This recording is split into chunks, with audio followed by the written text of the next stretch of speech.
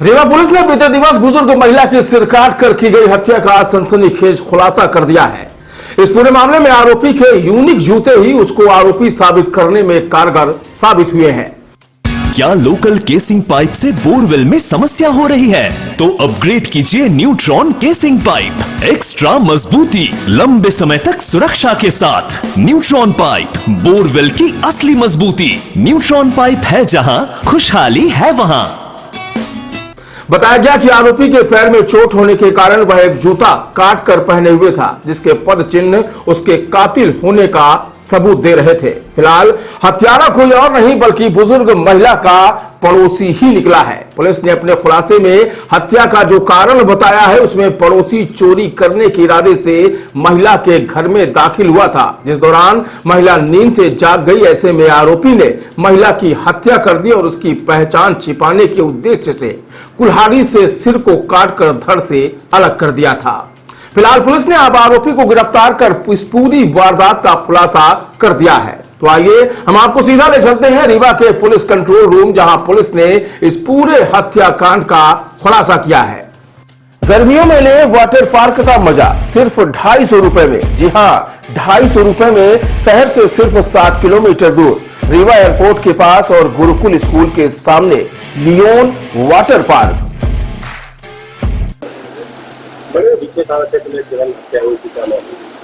ये बिछिया थाना अंतर्गत की घटना है और 30 तारीख को पुलिस को ये सूचना मिली कि जो लोही ग्राम है वहां पर एक महिला की लाश जो है वो खेत में देखी गई है। जैसे ही पुलिस को ये सूचना मिली है तो हमारे थाना प्रभारी बिछिया जो हैं, हमारे सीएसपी कोतवाली अपनी टीम के साथ जो है मौके पे पहुंचे हैं।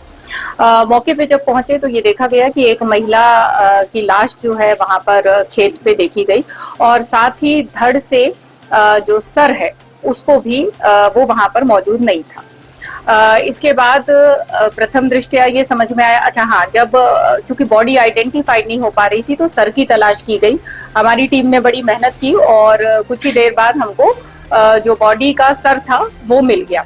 उसके बाद ये पता चला कि ये जो महिला है वो लीलावती पटेल उनका नाम है और प्रथम दृष्टया ये समझ में आया कि ये जो मामला है वो निश्चित ही हत्या का मामला है। जैसे ही ये इंश्योर हुआ, हत्या का मुकदमा जो है वो थाना बिछिया में कायम किया गया। हमारे जो पुलिस अधीक्षक महोदय हैं उन्होंने भी नया जो घटना स्थल है या वेन्यू है उसको विजिट किया और साथ ही टीमें बनाई सीएसपी साहब के नेतृत्व में और इस चीज का, इस घटना का कारण क्या है या वो कौन व्यक्ति है जिसने इस घटनाक्रम को अंजाम दिया है, उसकी पतारसी जो है वो प्रारंभ की गई। जैसे ही इसको पता करने का प्रयास किया गया तो कई लोगों से पूछताछ की गई, आस पड़ोस के लोगों से पूछताछ की गई, सीसीटीवी फुटेज खंगाले गए और साथ ही हमारी साइबर की टीम भी इस खोज में लग गई। 3-4 दिन की कड़ी मेहनत के बाद एक व्यक्ति लोकेट हम लोग कर पाए। ये व्यक्ति जो है इस महिला के घर के पड़ोस में ही रहता था, जिसका नाम है राजा केवल। इसको लोकेट किया गया, इससे पूछताछ प्रारंभ की गई और जब सख्ती से इससे पूछताछ की गई तो इस व्यक्ति ने जुर्म किया जाना कबूल किया। इस व्यक्ति के द्वारा ये बताया गया कि ये महिला के पड़ोस में ही रहता था और चोरी के उद्देश्य से ये महिला के घर में घुसा और चूंकि महिला की नींद खुल गई, उसे लगा कि महिला मुझे पहचान लेगी और शोर मचा देगी, तो उसने महिला की हत्या कर दी।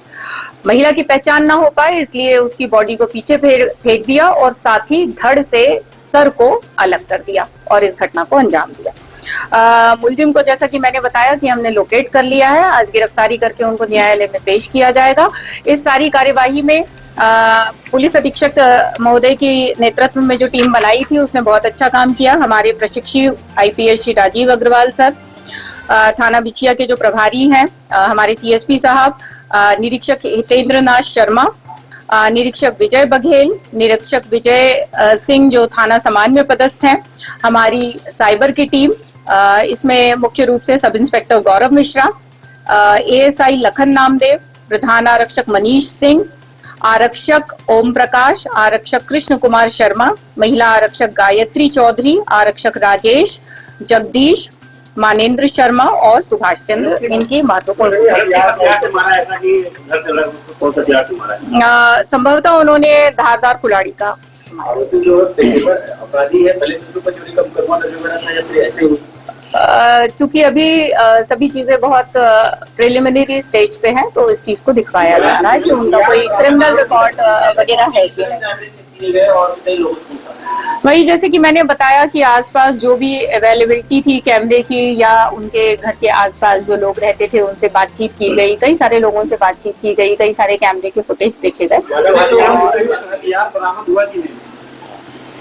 हथियार बरामद हो गया, कई सारे लोगों से पूछताछ की गई, कई सारे कैमरे को देखे गए। अभी प्राथमिक जो पूछताछ हुई है उसमें उन्होंने यही बताया है कि चोरी के उद्देश्य से वो और भी लोग थे कितने के गिरफ्त हुए? वो अकेली। हत्या के बाद चोरी भी की है कि सामान भी?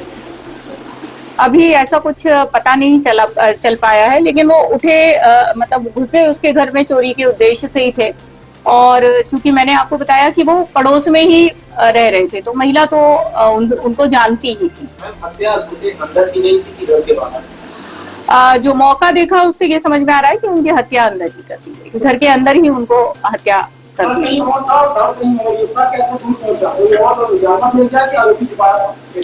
आरोपी ने ये खुद ही बताया है कि ताकि पहचान ना हो पाए महिला की, तो उन्होंने सर से धड़ को अलग किया और कुछ ही दूरी पे फेंक दिया। उसको देखा जा रहा है। हत्या घर से हुई है कि गला दबानी या किसी और? जो धारदार हथियार इस्तेमाल किया है उसी से महिला की हत्या हुई।